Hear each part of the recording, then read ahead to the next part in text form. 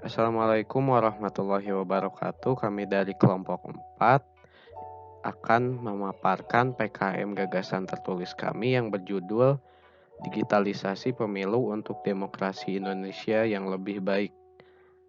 PKM ini diketuai oleh Ari Sandi Kurniawan dengan NIM 1904245, lalu ada Fityandia Islam Nugroho dengan NIM 1903504, dan saya sendiri Muhammad Nurul Huda dengan NIM 1905375.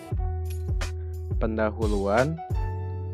Indonesia sebagai salah satu negara demokrasi wajib memberikan akses kepada rakyat untuk menentukan bagaimana jalannya pemerintahan, salah satunya dengan pemilu. Pemilihan umum dilaksanakan untuk menentukan orang-orang yang akan menduduki jabatan sebagai presiden dan wakil presiden, anggota DPR, anggota DPD, anggota DPRD tingkat provinsi, DPRD tingkat kabupaten atau kota, serta kepala daerah di tingkat provinsi dan kabupaten kota yang ditentukan berdasarkan perolehan surat suara. Berikut ini merupakan beberapa permasalahan yang diangkat. Yang pertama, ada penanganan logistik pemilu.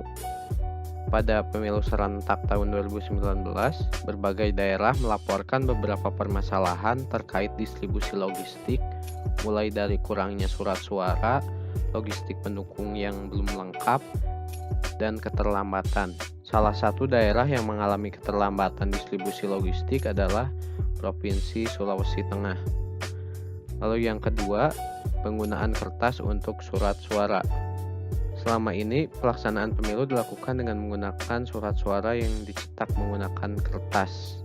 Dalam proses percetakannya, seringkali terjadi kesalahan yang menyebabkan surat suara menjadi cacat dan tidak dapat digunakan, yang mengharuskan mencetak surat suara yang baru. Lalu untuk penanganan surat suara yang rusak dilakukan dengan cara dibakar yang tentunya tidak ramah lingkungan. Salah satu contoh yang terjadi baru-baru ini adalah KPU Jember membakar 36.730 surat suara yang rusak karena terdapat kecacatan pada pilkada serentak tahun 2020. Yang ketiga, proses perhitungan suara masih manual. Besarnya jumlah surat suara yang harus dihitung dalam waktu yang bersamaan menjadikan proses rekapitulasi suara menjadi sangat lama dan rawan tindak kecurangan atau kesalahan. Hal ini dibuktikan pada pemilu serentak tahun 2019, di mana ada kesalahan dalam penghitungan rekapitulasi suara.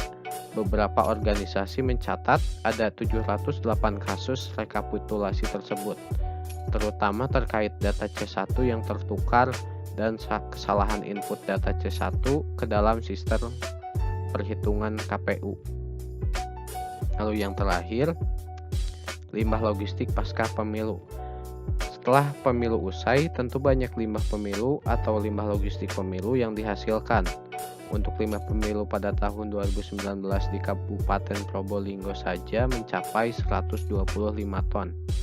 Semua limbah logistik pasca pemilu akan dilelang atau dimusnahkan.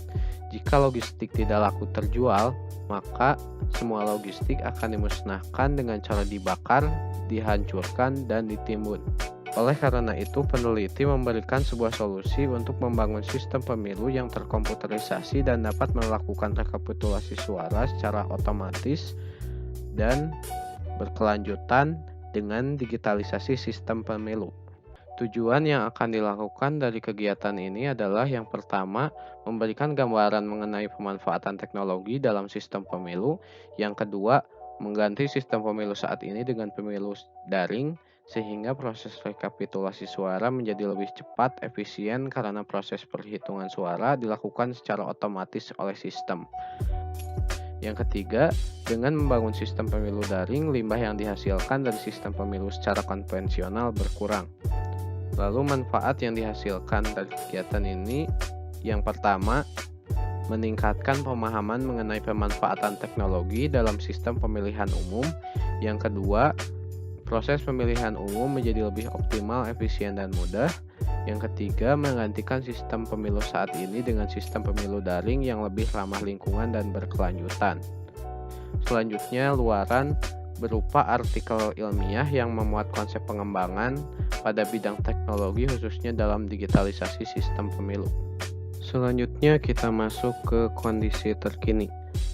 Banyaknya jumlah peserta pemilu dan masyarakat yang memiliki hak pilih menjadikan banyaknya logistik yang diperlukan untuk memenuhi kebutuhan pemilu. Dapat dilihat pada tabel sebelah kiri data logistik pemilu tahun 2019 ada 974.471.901 lembar surat suara, 4.134.655 kotak suara, 2.281.776 bilik pemungutan suara, 96.841.956 keping segel, 3.235.404 botol tinta, 56.889.191 lembar sampul, 62.601.126 keping hologram, lalu 130.746.467.309 lembar formulir, dan 1.619.783 alat bantu pemilih tunanetra atau template. Bisa dilihat juga ini adalah data logistik pemilu pada tahun 2020. Selain banyaknya logistik yang diperlukan, kondisi geografis Indonesia menjadi permasalahan yang menyulitkan dalam distribusi logistik dan hasil perhitungan pemilu yang menjadikan proses rekapitulasi suara membutuhkan waktu yang sangat lama. Secara nasional, ada 10.520 TPS yang mengalami kekurangan logistik pemilu. Terjadi pula kasus kotak suara yang diterima KPPS tidak tersegel, yaitu terjadi di 6.474 TPS. Selain itu ada juga kasus surat suara yang tertukar antar daerah pemilihan atau antar TPS. Berdasarkan data Bawaslu, kasus ini terjadi di 3.411 TPS. Lalu, untuk pengumuman hasil rekapitulasi akhir secara nasional baru diumumkan setelah 34 hari setelah hari pemilihan, yakni pada tanggal 21 Mei 2019. Solusi yang pernah diterapkan. Badan Pengkajian dan Penerapan Teknologi atau BPPT telah melakukan riset mengenai pelaksanaan pemilu secara elektronik menggunakan sistem yang disebut dengan e-voting. Sebenarnya, pelaksanaan e-voting di Indonesia bukan hal yang baru.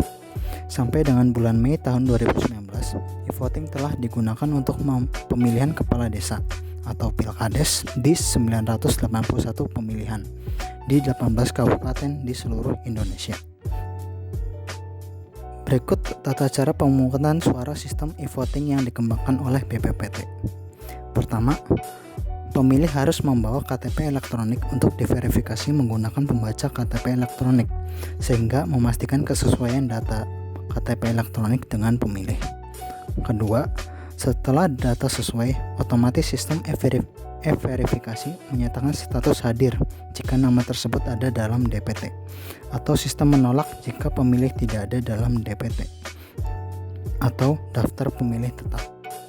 Sistem e-verifikasi ini sekaligus berfungsi sebagai catatan absensi atau kehadiran pemilih atau form C7 di pemilu. Ketiga, jika lolos dari e-verifikasi pemilih tersebut, pemilih diberikan V-token. Kartu ini berfungsi sebagai untuk mengaktifkan perangkat e-voting. Keempat, V-token kemudian dimasukkan ke pembaca smart card agar menampilkan satu surat suara elektronik pada layar sentuh e-voting. Kelima, pemilih bisa memilih dengan cara menyentuh gambar atau nomor salah satu calon. Sistem akan memberikan notifikasi ya atau tidak atas pilihan yang dimaksud. Jika sudah yakin, pemilih harus menekan ya. Pada tahap ini pemilih bisa menyentuh pilihan tidak jika ingin mengubah pilihan. Keenam, setelah menentukan pilihan, printer mencetak resi audit dan pemilih mengambil kertas resi yang berupa kertas barcode. Resi ini merupakan bukti pemilih sudah memilih. Ketujuh, kertas resi kemudian dimasukkan ke dalam kotak audit. Fungsinya sebagai pembanding jika terdapat sengketa jumlah pemilih yang memberikan suara. Kemudian setelah pemungutan suara selesai, sistem akan otomatis menghitung hasil perolehan suara pada suatu TPS dengan sistem e-counting, yang kemudian hasil tersebut langsung dikirimkan ke KPU. PPT mengklaim bahwa sistem e-voting ini sangat aman.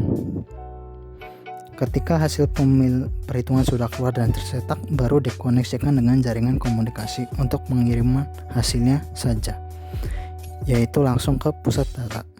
Jadi tidak ada campur tangan manusia karena terkirim langsung dari perangkat e-voting. Namun hingga saat ini e-voting belum pernah digunakan pada pemilu di tingkat yang lebih tinggi seperti pemilihan kepala daerah dan pemilihan presiden. Selain e-voting, terdapat sistem informasi partai politik atau SIPOL, sistem informasi pencalonan atau SILON, dan sistem informasi data pemilih atau SIDALIH yang diperkenalkan oleh KPU. Selain itu ada juga SITUNG, sistem informasi perhitungan suara, yaitu sebagai aplikasi berbasis online yang digunakan untuk membantu proses rekapitulasi suara secara real time. Namun, dalam regulasi SITUNG tidak diperuntukkan sebagai alat yang sah untuk melegitimasi hasil pemilu. Hasil pemilu yang sah tetap mengacu pada proses rekapitulasi suara secara manual yang dilakukan oleh KPU. Pelaksanaan SITUNG mulai online ini terlaksana sejak pemilu nasional tahun 2014 dan tetap dipakai pada pemilu nasional tahun 2019, termasuk pemilihan kepala daerah serentak. Namun proses perhitungan suara masih dilakukan secara manual dan membutuhkan waktu yang lama. Data hasil perhitungan yang ditampilkan pada SITUNG juga tidak dapat langsung dipercaya, karena data tersebut berasal dari data yang dimasukkan secara manual oleh petugas PPS, di mana rawan sekali terjadi kesalahan. Gagasan yang diajukan. Digitalisasi pemilu adalah proses mengalihkan semua tahapan pada pemilu yang dilakukan secara konvensional ke bentuk digital, serta tahapan-tahapan yang dilakukan secara manual ke otomatis dengan memanfaatkan teknologi yang terus berkembang. Digitalisasi pemilu dilakukan di semua tahap, mulai dari pendaftaran calon peserta, pemutakhiran data pemilih, pengusulan dan penetapan bakal calon peserta, kampanye, pemungutan suara, perhitungan suara, rekapitulasi, pengawasan, hingga pemungutan suara ulang jika diperlukan. Untuk mengefisienkan fungsi dari SIPOL, SILON, SIDALIH, dan SITUNG yang sudah ada, maka diperlukan suatu sistem terintegrasi yang disebut Sistem Informasi Pemilu. Sistem integrasi ini digunakan untuk pendaftaran calon peserta, pemutakhiran data pemilih, pengusulan dan penetapan bakal calon peserta, kampanye, dan penyampaian hasil perhitungan suara. Sistem ini berupa sebuah website tunggal sehingga dapat diakses dari jenis perangkat apapun. Melalui sistem ini, masyarakat dapat 1. Mengecek apakah dirinya sudah terdaftar sebagai pemilih atau belum. 2. Melihat data riwayat pemilu yang diikuti sebelumnya dengan memasukkan data diri sebagai verifikasi. 3. Melihat daftar calon yang lolos beserta data diri, foto, dan visi misi. 4. Melihat lokasi TKP di berbagai tempat. Serta 5. Melihat hasil perolehan suara secara nasional hingga per TPS-nya. Sementara itu, pada tahap pemungutan suara dilakukan di TPS yang lokasinya sudah ditentukan dengan menggunakan perangkat e-voting. Setiap TPS memiliki beberapa bilik suara yang didesain agar pemilih dapat melayani diri sendiri atau self-serve seperti layaknya ATM. Setiap bilik suara memiliki sebuah perangkat layar sentuh untuk menampilkan daftar calon. Kemudian perangkat verifikasi pemilih berupa pembaca sidik jari dan KTP elektronik serta kamera yang diarahkan ke wajah pemilih. Setiap bilik suara terkoneksi melalui jaringan lokal area network atau LAN ke sebuah komputer operator yang digunakan oleh petugas untuk mengaktifkan keseluruhan sistem dan memantau kondisi di dalam bilik suara. Untuk dapat mengaktifkan sistem, komputer operator harus dihubungkan ke jaringan khusus milik KPU, yaitu semacam virtual privacy network yang terenkripsi dan memerlukan kredensial khusus agar dapat terhubung, di mana setiap TPS memiliki kredensial yang berbeda-beda. Selain itu, diperlukan masukan kode berupa one-time password OTP yang hanya dikirimkan kepada petugas operator yang sudah ditentukan di setiap TPS. Sistem juga akan memverifikasi apakah lokasi dari komputer yang meminta masuk ke jaringan sesuai dengan lokasi TPS yang sudah ditentukan. Hal ini untuk mencegah ada pihak yang tidak berwenang dapat masuk ke dalam jaringan tersebut. Suara yang diperoleh dari pemilih akan masuk ke dalam sistem KPU dan bertambah secara otomatis, sehingga data hasil perolehan suara dapat segera diketahui masyarakat bahkan saat waktu pemungutan suara sedang berlangsung. Sementara data final hasil perolehan suara masuk setelah waktu pemungutan berakhir sesuai waktu yang sudah ditentukan. Dalam hal untuk kepentingan audit, video rekaman di setiap bilik suara dikirimkan ke sistem KPU tepat setelah waktu pemungutan suara berakhir, sehingga dapat digunakan untuk mencocokkan data suara yang masuk dari suatu TPS. Yang selanjutnya mengenai pihak-pihak yang dipertimbangkan. Untuk pihak yang pertama itu ada KPU atau Komisi Pemilihan Umum yang berperan sebagai pihak penyelenggara pemilu. Selanjutnya ada BPPT atau Badan Pengkajian dan Penerapan Teknologi yang berwenang untuk melakukan riset dan pengembangan teknologi di Indonesia. Selanjutnya ada Bawaslu atau Badan Pengawas Pemilu yang berperan dalam mengawasi proses penyelenggaraan pemilu secara daring. Pihak yang selanjutnya ada DPR atau Dewan Perwakilan Rakyat sebagai pihak yang berwenang untuk mengubah peraturan perundang-undangan serta membentuk peraturan perundang-undangan. Pihak yang selanjutnya ada pemerintah bersama DPR. Itu untuk membentuk peraturan perundang-undangan dan mengadakan program-program peningkatan infrastruktur teknologi di Indonesia. Yang selanjutnya ada Kemendagri atau Kementerian Dalam Negeri yang merupakan bagian dari pemerintah sebagai pemegang data kependudukan elektronik atau KTP elektronik. Nah, pihak yang terakhir yaitu ada tim pengembang atau developer team, yaitu para pakar IT yang terdiri dari sistem analis, bisnis analis, IT konsultan, software engineering, database engineering, web engineer, network engineer, user interface and user experience designer, serta tester team. Nah, tim pengembang ini nantinya berperan untuk merancang, membangun, serta melakukan pengujian terhadap sistem informasi pemilu dan sistem e-voting.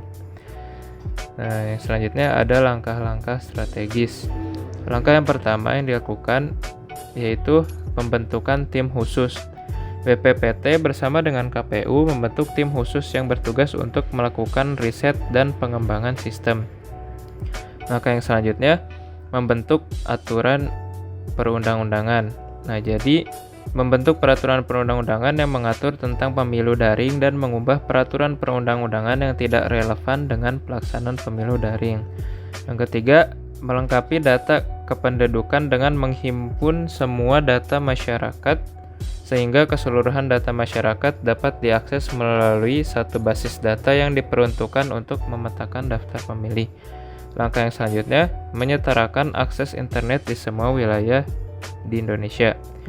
Yang kelima, itu ada sosialisasi, yaitu mensosialisasikan sistem informasi pemilu dan sistem e-voting kepada seluruh masyarakat dan meyakinkan masyarakat bahwa sistem ini aman dan hasil perhitungan yang dihasilkannya adalah benar. Langkah yang terakhir yaitu simulasi pemilihan. Dengan cara melakukan simulasi pemilihan umum menggunakan e-voting dengan level pengujian bertahap mulai dari tingkat daerah, kabupaten atau kota hingga ke tingkat nasional. Nah, adapun yang selanjutnya itu kesimpulan. Kesimpulan untuk bagian yang pertama yaitu gagasan yang diajukan. Jadi kesimpulannya itu, digitalisasi pemilihan umum adalah pelaksanaan pemilu yang menggunakan sistem yang terkomputerisasi secara daring dan memiliki kemampuan untuk melakukan perhitungan suara secara otomatis. Jadi keseluruhan sistem ini terkoneksi secara daring dengan menggunakan jaringan khusus yang disediakan oleh KPU untuk mentransfer data dari setiap TPS. Nah, digitalisasi pemilu ini bertujuan untuk mengalihkan semua proses pada pemilu yang dilakukan secara konvensional ke bentuk digital, serta proses-proses yang dilakukan secara manual ke otomatis dengan memanfaatkan teknologi yang terus berkembang di masa depan. Digitalisasi pemilu ini dilakukan di semua tahap, mulai dari pendaftaran calon peserta, pemutakhiran data pemilih, pengusulan dan penetapan bakal calon peserta, kampanye, pemungutan suara, perhitungan suara, rekapitulasi, pengawasan hingga pemungutan suara ulang jika diperlukan. Selanjutnya, kesimpulan yang kedua dari teknik implementasi. Jadi, kesimpulannya adalah tahapan agar sistem ini dapat diimplementasikan kepada masyarakat dengan tahapan awal yaitu pembentukan tim khusus, membentuk aturan perundang-undangan, melengkapi data kependudukan, menyetarakan akses internet di seluruh wilayah Indonesia, mensosialisasikan sistem informasi pemilu dan sistem e-voting, dan melakukan simulasi pemilihan. Nah, untuk bagian terakhir yaitu prediksi hasil yang akan diperoleh. Nah, jadi sistem digitalisasi pemilu ini diprediksi akan dapat mengubah sistem pemilu konvensional saat ini yang masih menggunakan surat suara sekali pakai yang terbuat dari kertas menjadi pemilu yang berbasis teknologi yang lebih ramah lingkungan, terotomatisasi, dan berkelanjutan karena dapat digunakan kembali dalam pemilu berikutnya, serta membangun sistem pemilu yang terkomputerisasi dan dapat melakukan rekapitulasi suara secara otomatis. Nah, segera setelah tahap pemungutan suara selesai, serta dapat digunakan kembali pada pemilu selanjutnya, yaitu dengan digitalisasi sistem pemilu. Selanjutnya, adapun ini daftar pustaka yang kelompok kami gunakan. Mungkin sekian dari kelompok kami, kurang lebihnya mohon maaf. Wassalamualaikum warahmatullahi wabarakatuh.